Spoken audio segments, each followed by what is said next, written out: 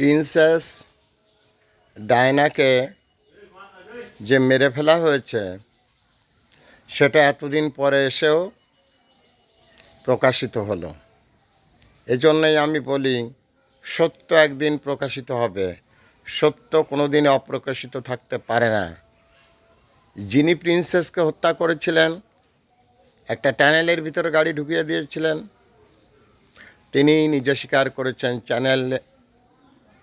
একটি টেলিভিশন চ্যানেলে এটা দেখতে পেলাম।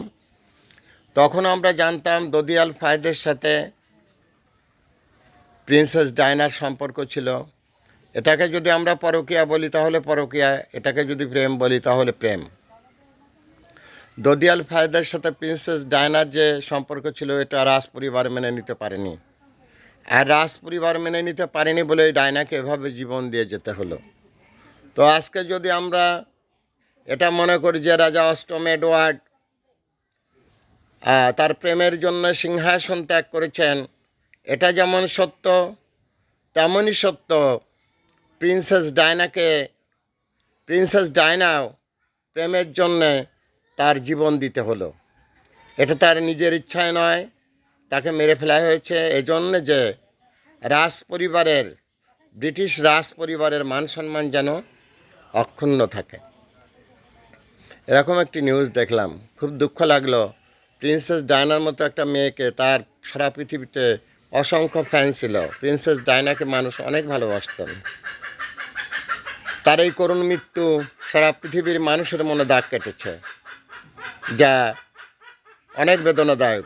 প্রিন্সের চেহারা আজও সারা পৃথিবীর মানুষের মনের আয়নায় ধরে রেখেছে মানুষ।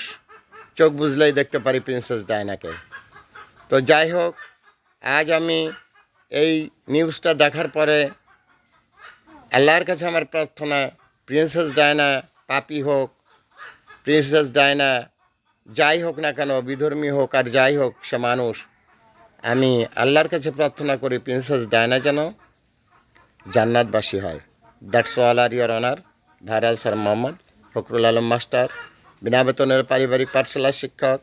Mobile contact no 01935204804। এটা আমার বিকাশের নাম্বার। আমি একটি বিনা বেতনের পারিবারিক পাঠশালার শিক্ষক। প্রিন্সেস ডায়না একজন মানুষ, সারা পৃথিবীতে তার অনেক লোকজন তাকে ভালোবাসত। মানুষ মানুষকে ভালোবাসে, এটাই সব থেকে মানবতার প্রমাণ, এটাই সব থেকে মানুষের প্রমাণ। এর বাইরে অন্য কোনো লজিক খুঁজে কোনো লাভ নেই। আজ ডায়না নেই, এই নিউজটা পাওয়ার পরে সারা পৃথিবীর মানুষ তার জন্য দুঃখ প্রকাশ করবে। দ্যাটস অল আর ইয়োর অনার, ভাইরাল স্যার।